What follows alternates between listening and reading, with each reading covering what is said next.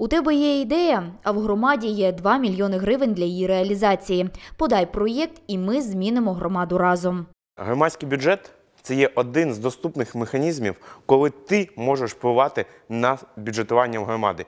Цьогоріч Бучанська міська рада виділила 2 мільйони на можливість реалізації твоїх ідей і проєктів. Долучайся. Освіта – одна з небагатьох речей, яка супроводжує нас кожного дня. А покращення її стану, можливість реалізації нових інноваційних форм, реалізація освіти не тільки для дітей і підлітків, дає можливість тобі долучитися до громадського бюджету. Маєш власні ідеї щодо тренінгів, щодо розвитку, щодо семінарів, які потрібні для твоєї громади, для твого конкретного села – долучайся.